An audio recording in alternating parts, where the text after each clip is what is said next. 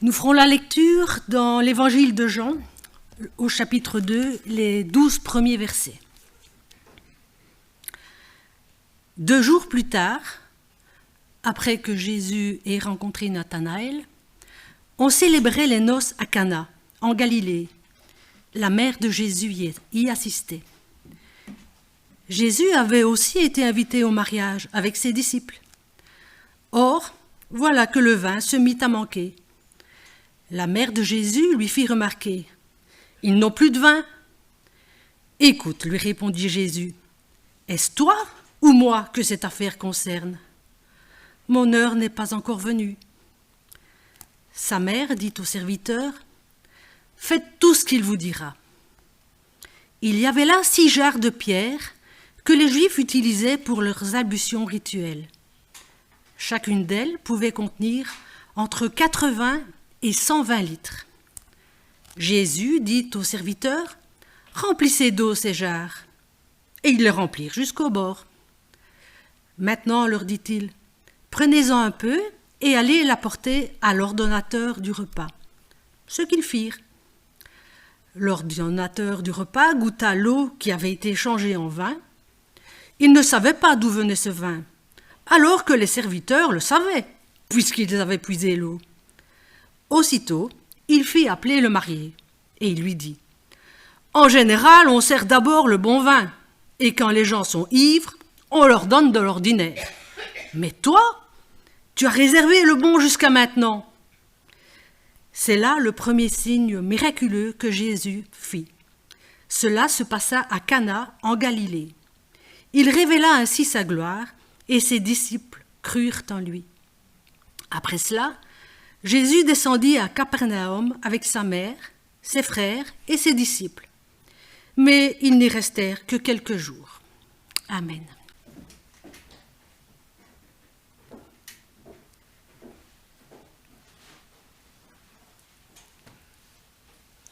Eh bien, bonjour à tous, et je ne voudrais pas passer pour un copieur, mais je vais quand même répéter ce que mon ami Guy a dit. Bonne fête à toutes les mamans qui sont ici. Et je voudrais quand même, en même temps, avoir une petite pensée pour toutes celles pour qui c'est un jour un petit peu difficile, parce qu'il y en a parfois. Le cœur est partagé entre la joie et la tristesse. Et je voudrais avoir cette petite pensée pour toutes les femmes aussi, pour lesquelles ce n'est pas entièrement peut-être un jour de fête et de joie. Ne les oublions pas dans nos prières, et puis qu'elles sachent aussi que le Seigneur est toujours avec ceux pour qui la vie est parfois un peu compliquée. Mais aujourd'hui, c'est quand même la fête des mères. Alors, j'ai choisi de vous parler d'une maman, d'une mère, bien sûr.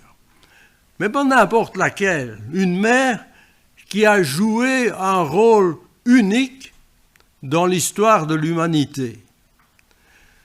Figurez-vous que cette femme, Dieu lui a accordé le privilège de mettre au monde son Fils unique dans le but qu'il puisse vivre comme un homme, mais un homme sans péché.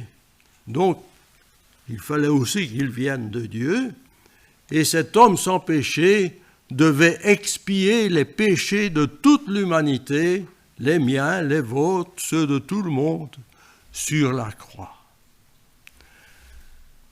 Un tel privilège, mettre au monde le Fils du Dieu vivant, n'avait jamais été accordé à aucune femme auparavant et ne le sera plus jamais accordé ensuite. Cette maman unique, elle s'appelait Marie, Myriam en hébreu, et elle était de Nazareth, en Galilée. Alors, bien sûr, le récit dont vous avez entendu la lecture est bien connu, le miracle de l'eau changée en vin aux noces de Cana. C'est le premier d'une longue série de miracles opérés par le Seigneur Jésus pendant son ministère terrestre. Et l'évangéliste Jean, qui écrit ce récit, dit à la fin de son évangile que, en fait, Jésus en a encore fait beaucoup d'autres qui ne sont pas écrits dans l'évangile. Ici, pour ce miracle, il écrit ceci: « Tel fut à Cana en Galilée le commencement des miracles que fit Jésus. Il manifesta sa gloire et résultat, ses disciples crurent en lui. » Jean 2, le verset 11. Alors le mot grec traduit par commencement ou premier est le même mot que l'évangéliste Jean emploie dans son prologue. Dans le tout premier verset de l'évangile selon Jean, il emploie ce mot commencement pour parler de la parole incarnée, c'est-à-dire de Jésus. Au commencement était la parole. Donc, il veut rappeler dès le début que Dieu fait chaque fois toute chose nouvelle. Quand il a créé le monde, la parole incarnée était déjà là. Et maintenant, ici, c'est un nouveau commencement, un commencement du ministère public terrestre du Seigneur Jésus. Ce miracle, ce n'est pas un miracle gratuit. D'ailleurs, le Seigneur n'a jamais fait de miracle pour faire du show. S'il a fait ce miracle, c'est dans le but d'affirmer sa véritable identité et pour que ses disciples commencent à croire en lui. Encore un commencement. Et tous les miracles qu'il fera dans la suite auront tous le même but. C'est jamais pour faire de l'esbrouf, c'est jamais pour faire le showman, non. C'est toujours comme but: je suis le Fils de Dieu, je suis votre Sauveur. C'est cela, les miracles du Seigneur. Alors le fait que ce miracle soit le premier ne signifie pas que Jésus n'avait encore rien fait auparavant. Auparavant, il avait rencontré Jean-Baptiste. Alors Jean-Baptiste, ce n'est pas non plus n'importe qui. C'est le dernier et le plus grand des prophètes de l'Ancienne Alliance. Et Jean-Baptiste a déclaré deux choses importantes au sujet de Jésus. Il a dit dans Jean 1, 29, « Voici l'agneau de Dieu qui ôte le péché du monde. » Et il a dit aussi, « Moi j'ai vu et j'ai rendu témoignage que c'est lui le Fils de Dieu. » Jean 1, 34. Puis, Jésus a aussi appelé, avant le récit que nous avons lu, il a appelé ses premiers disciples. Et parmi ses premiers disciples, il y avait un certain Simon, qui était fils de Jonas, et il lui a donné son surnom de Pierre. Tu es Pierre, et sur cette pierre, je bâtirai mon église. Et ce nom de Pierre sera le nom sur lequel désormais Simon, fils de Jonas, sera connu. Vous trouvez ça dans Jean 1, 42. Il a rencontré aussi plusieurs autres disciples, il les a appelés, notamment Nathanaël, et il a prouvé à Nathanaël qu'il pouvait voir où chacun de ceux qu'il appelle se trouve et ce qu'il fait à ce moment-là, même si lui, Jésus, n'est pas physiquement présent. Il voyait quand même ce que Nathanaël était en train de faire et où il se trouvait. Et il ne faisait rien de mal, hein, il priait. Mais ce qui a entraîné la conviction du futur apôtre que Jésus était bien le Fils de Dieu. Ça l'a frappé, ce tout premier miracle. Mais c'était un miracle intime, uniquement entre lui et Nathanaël. Le ministère terrestre du Seigneur Jésus avait donc bien commencé avant le commencement de son ministère public, par ce premier miracle des noces de Cana. Alors transportons-nous à Cana, en Galilée. Oh, c'est pas une grande ville, vous savez, c'est un tout petit village. Et 3 jours après le choix des premiers disciples, Jésus commence son ministère public. Comment? Par une fête. On ne pense pas toujours à Jésus comme ça, mais il a commencé son ministère public par une fête. Il est invité à un banquet de mariage à Cana, qui est donc un petit village situé à 6 kilomètres au nord de Nazareth. Alors le récit ne nous révèle pas les liens qui unissaient la famille qui faisait la noce donc à Cana et qui organisait ce mariage et la famille de Jésus qui était invitée. Nous ne savons pas, est-ce qu'ils étaient parents? Est-ce qu'ils étaient simplement amis? On ne sait pas. Par contre, le texte nous donne 2 renseignements importants sur la position de Jésus au sein de sa famille et sur la position de ses disciples par rapport à lui. 3 jours après, il y eut des noces à Cana en Galilée, la mère de Jésus était là, et Jésus fut aussi invité aux noces avec ses disciples, ceux qu'il venait de recruter. Et donc c'est les 2 premiers versets, et puis au verset 12, à la fin du passage, il est écrit ceci: « Après cela, il descendit à Capernaum avec sa mère, avec ses frères, avec ses disciples, et ils n'y demeurèrent que peu de jours. » À cette fête de mariage étaient donc invités Jésus, sa mère, ses disciples et ses frères et sœurs, parce qu'il avait aussi des sœurs. Mais dans cette énumération, est-ce qu'il ne vous semble pas qu'il manque quelqu'un? Jésus, ses disciples, sa mère, ses frères et sœurs, il ne vous semble pas qu'il manque quelqu'un? Ah oui! Il manque le chef de famille, Joseph, l'époux de Marie, le père des frères et sœurs de Jésus, et même s'il n'est pas le père biologique, comme on dirait aujourd'hui, de Jésus, c'est quand même lui qui l'avait élevé et qui lui avait appris aussi son métier. Alors, où est Joseph? Alors ça, c'est une énigme biblique, parce qu'après la naissance miraculeuse de Jésus, et Joseph était au courant, il l'élève comme son fils, bien qu'il connaisse très bien l'origine divine de Jésus. Il avait été lui aussi averti par un ange. Quand Hérode a des projets criminels par rapport à Jésus, il le protège en fouillant en Égypte pour le soustraire au projet criminel d'Hérode. La dernière fois que l'on parle de Joseph dans la Bible, c'est dans l'Évangile selon Luc au chapitre 2, les versets 41-50, où les parents de Jésus l'ont perdu et cherchent dans tout Jérusalem après, et puis ils le retrouvent dans le temple en compagnie des docteurs de la loi qui sont stupéfaits des connaissances qu'a cet enfant de 12 ans. Il lui pose des questions, mais lui aussi leur en pose.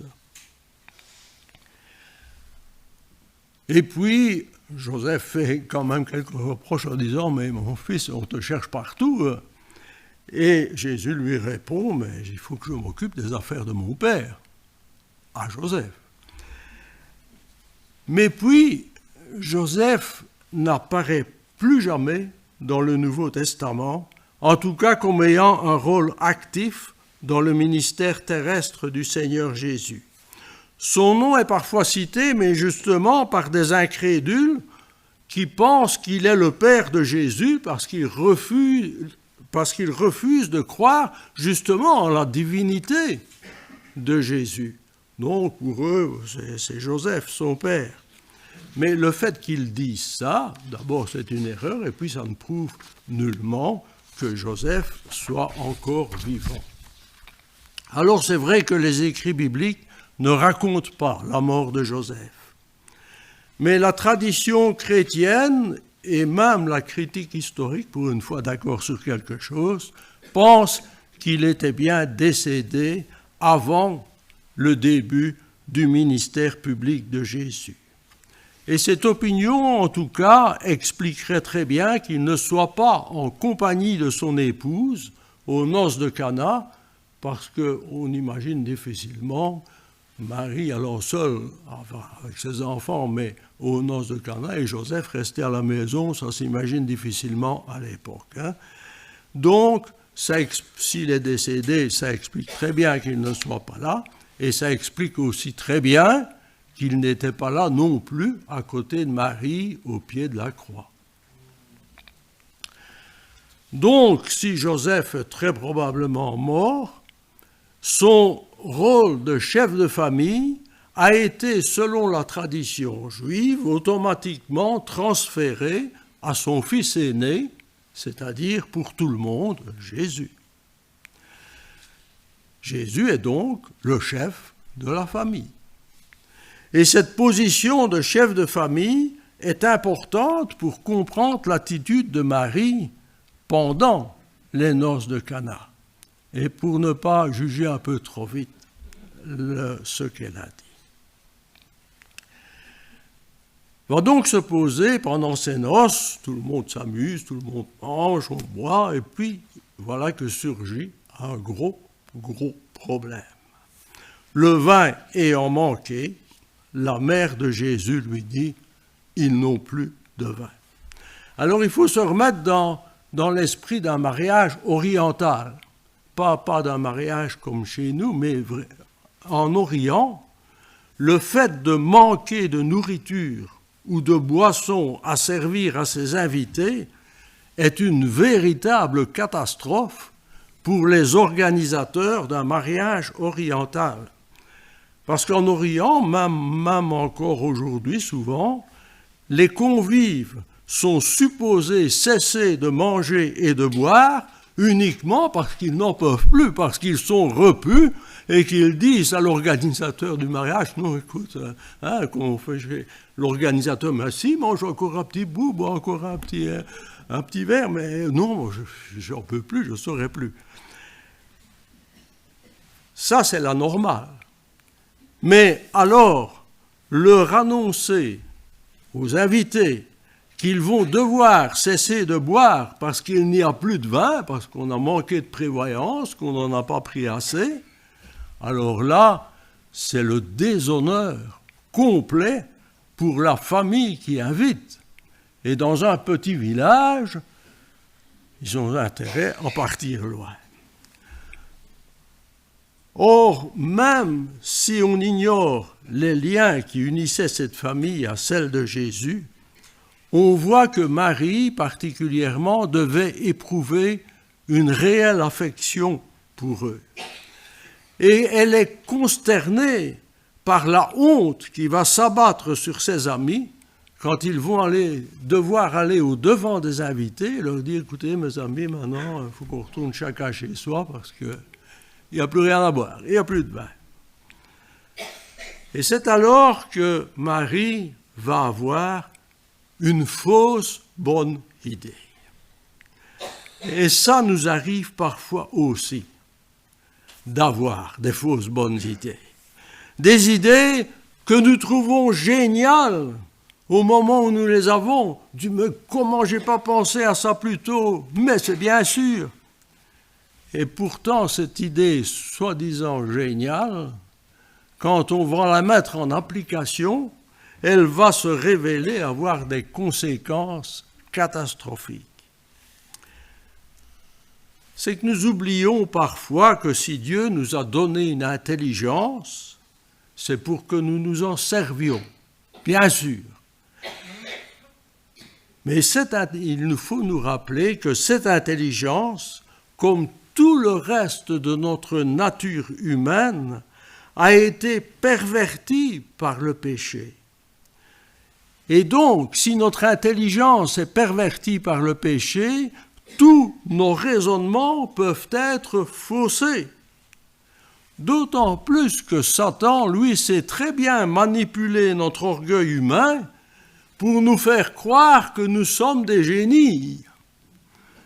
Qu'Einstein peut aller se rhabiller, nous sommes les meilleurs.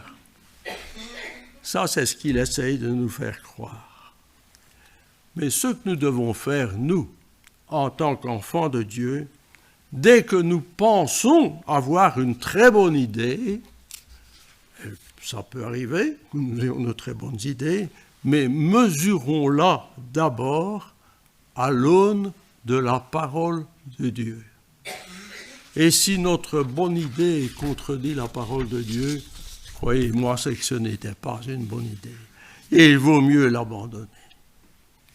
Cette mesure de prudence peut nous éviter de nous faire recadrer par le Seigneur d'une manière qui fera mal à notre orgueil, mais par contre nous fera beaucoup de bien pour notre vie spirituelle en nous apprenant l'humilité. Alors la fausse bonne idée de Marie est la suivante. Elle veut aider ses amis qui risquent le déshonneur, un peu de leur faute quand même, à cause de leur manque de prévoyance. Alors elle a l'idée de s'adresser au chef de sa famille pour qu'il résolve le problème. Mais, bon, en première vue, on peut se demander, oui, d'accord, mais pourquoi lui? Jésus est charpentier, il n'est pas marchand de vin. Oui, bien sûr, mais Marie connaît quelque chose à propos de Jésus qu'aucun autre être humain à ce moment-là ne connaît. Marie sait que Jésus n'est pas seulement un charpentier, mais surtout qu'il est le Fils de Dieu. Et c'est un ange qui lui a révélé, elle en est certaine. Joseph le savait aussi, mais il n'est plus là. Et ses disciples ne font que commencer à entrevoir de manière floue la véritable nature de leur maître. Nantie de cette certitude révélée par un ange, alors Marie a la catastrophique idée de venir s'interposer entre ses amis qui ont besoin d'aide et le Fils de Dieu Tout-Puissant. S'il est Tout-Puissant, il peut lui accorder son aide. Elle veut donc jouer un peu le rôle d'intermédiaire, de médiatrice entre ses amis, qui sont des êtres humains, et le Dieu Tout-Puissant. Mais elle oublie une chose, c'est que pour pouvoir jouer ce rôle, il faudrait qu'un médiateur, on doit pouvoir mettre le signe égal entre les deux parties qui sont en conflit. Le médiateur, doit être égal à la partie qui est en conflit, mais aussi égal à l'autre partie.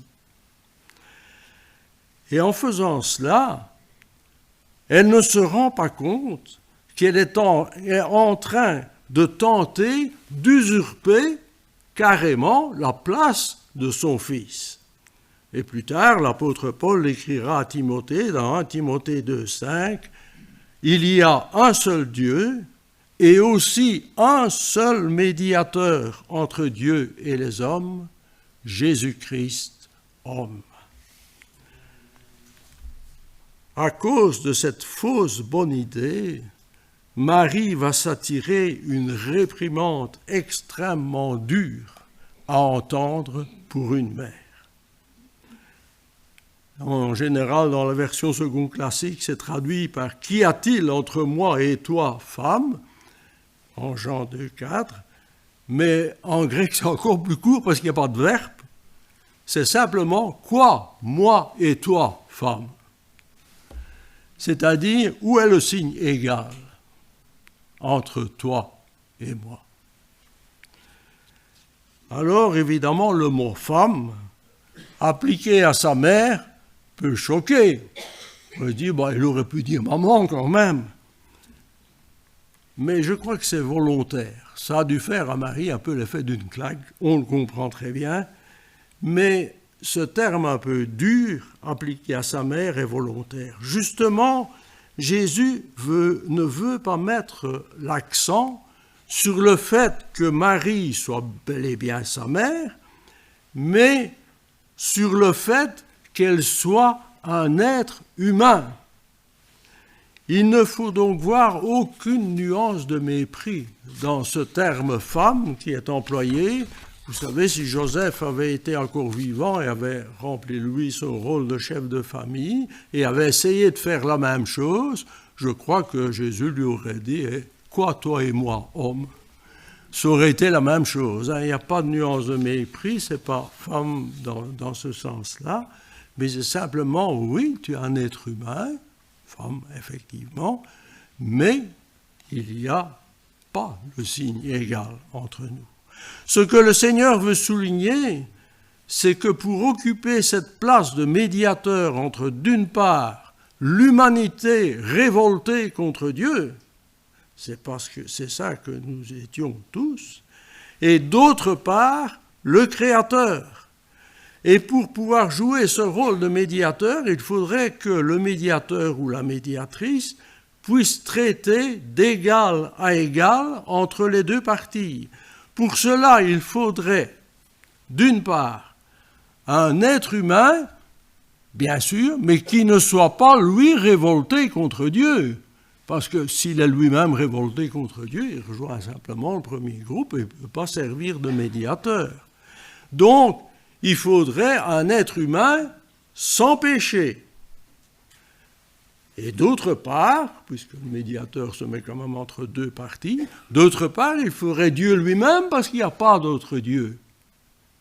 Il y a un seul Dieu, donc il faut un être humain sans péché et Dieu.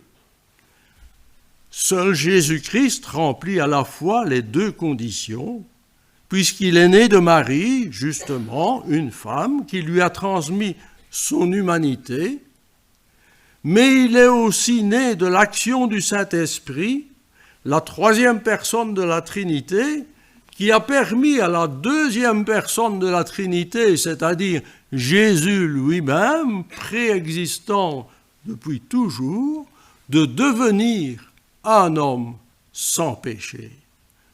Vrai Dieu, vrai homme. Ce sera même le seul qui ait vécu sur cette terre depuis qu'Adam et Ève sont tombés dans le péché.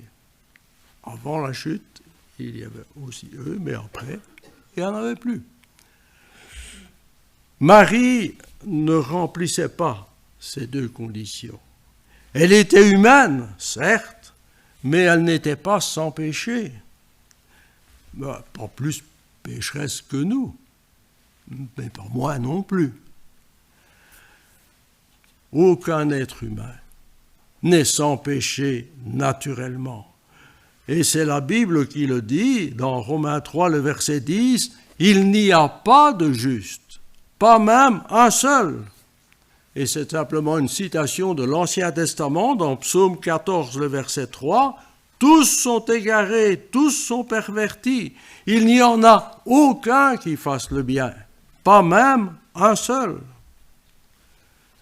Marie ne remplissait donc pas les conditions pour devenir médiatrice entre les hommes et le Fils de Dieu. Et elle l'a d'ailleurs bien compris elle-même. Et elle a donné aux serviteurs un très bon conseil, et un conseil que nous pourrions aussi prendre pour nous-mêmes. Serviteurs et servantes de Dieu, nous pouvons prendre ce conseil pour nous-mêmes. Tout ce qu'il vous dira, il donc c'est Jésus, tout ce que Jésus vous dira, faites-le. Et ça, c'est un très, très bon conseil, toujours valable aujourd'hui. Tout ce que Jésus vous dira, faites-le. Marie ayant repris humblement sa place humaine, Jésus tient à lui montrer que malgré la réprimande nécessaire, il lui conserve toute son affection. Et ça, c'est aussi important pour nous. Parfois, il peut arriver que nous soyons réprimandés, corrigés par le Seigneur, mais le Seigneur, même s'il nous corrige, ne nous enlève pas son affection. Jamais. Et pour lui montrer qu'il lui conserve son affection, il va lui expliquer, et ça c'est rare qu'il l'ait fait pour quelqu'un, il va lui expliquer ses raisons de refuser d'accepter tout de suite sa demande, en lui disant « Mon heure n'est pas encore venue ». Or, le Seigneur aurait pu immédiatement accéder à la demande de Marie. Il va le faire d'ailleurs, donc c'était tout à fait possible. Et il savait aussi que les motivations de Marie n'étaient pas mauvaises en demandant ça. C'était de l'affection, de l'inquiétude pour des amis. Mais il lui révèle que ce n'était pas encore le moment de révéler pleinement la nature divine du Christ. Il fallait d'abord que le sacrifice sur la croix soit accompli. Bon, vous allez me dire, mais il a quand même fait le miracle, c'est vrai. Il fera le miracle, mais pas pour sauver les amis de sa mère des conséquences de leur imprévoyance. Ce miracle, c'est la traduction d'un mot grec qui signifie signe, tous les miracles ce sont des signes, a été effectué en toute discrétion. C'est un miracle discret, celui des noces de Cana. On ne se rend pas toujours compte, même si c'est le premier miracle public, il reste quand même assez discret. L'organisateur du repas n'en a rien su, ce qui a valu au marié une réprimande, non pas sur son imprévoyance, parce que là il l'aurait mérité, mais sur le fait qu'il avait fait servir un aussi bon vin après avoir servi le vin ordinaire. Il dit, mais enfin, les invités maintenant ne sauront pas vraiment apprécier l'excellent vin que tu sers maintenant, tu leur as servi de la piquette avant. C'est un peu ça. Seulement, il ne savait pas d'où venait ce vin, dit clairement le texte. En dehors de Marie, seuls 2 groupes de personnes étaient au courant de ce qui s'était réellement passé. Et le premier groupe de personnes est très surprenant et montre bien pour qui Jésus était venu d'abord. Le premier groupe de personnes, c'était les serviteurs. Bon, le texte grec n'emploie pas le mot esclave, ce sont des serviteurs libres, mais n'empêche, c'était quand même des gens au dernier échelon de la société, juste un peu au-dessus des esclaves, mais ils devaient se louer pour gagner leur vie. Et ces gens, ces simples, ces ouvriers, eux connaissaient l'origine du vin, puisqu'ils avaient eux-mêmes puisé l'eau pour remplir les jarres, comme nous dit le verset 9. Donc forcément, ils le savaient très bien d'où venait le vin. Et comme beaucoup d'hommes à l'époque portaient la barbe, ils ont dû rigoler dans leur barbe quand ils ont entendu la remarque de l'organisateur du repas, parce qu'eux savaient ce qui s'était passé. Ils savaient que c'était un miracle. Et c'est aux plus humbles des personnes présentes, à ceux qui étaient peut-être le moins considérés dans tous ceux qui étaient à ses noces, que Christ a montré d'abord le tout premier signe de sa divinité.